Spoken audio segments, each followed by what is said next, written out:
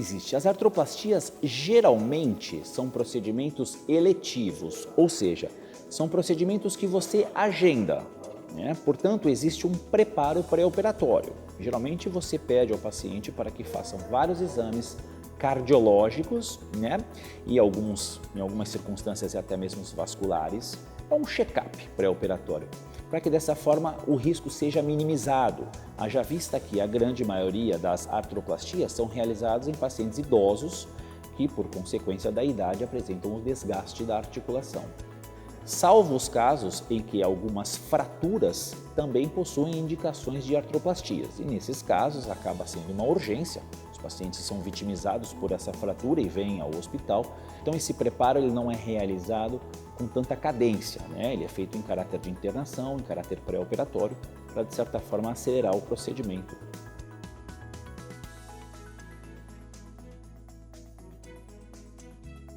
Os pós-operatórios, eles diferenciam de acordo com a articulação. Cada articulação tem sua peculiaridade na reabilitação pós-operatória.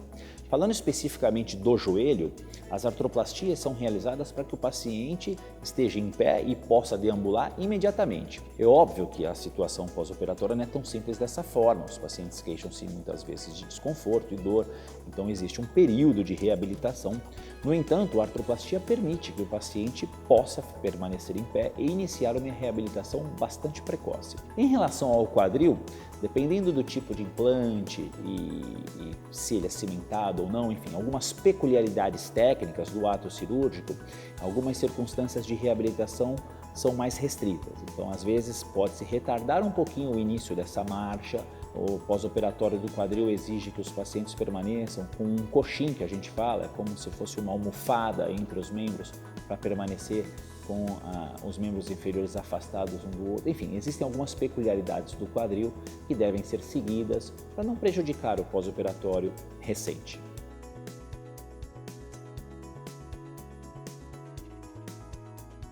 Não existe rejeição, né? O que as pessoas entendem como rejeição, a gente coloca de duas maneiras. Ou ocorre uma infecção na prótese e, por consequência dessa infecção, que é um agente bacteriano que causa, ocorre uma soltura do implante, então a prótese ela acaba soltando do corpo. Ou existe o que nós chamamos de soltura asséptica. O que é isso? É quando o componente da prótese ele solta do corpo, porém sem infecção. Geralmente isso é causado por uma questão mecânica. Então, por algum motivo, aquela prótese sofreu um estresse maior do que ela estaria apta a receber e, de certa forma, ela foi soltando.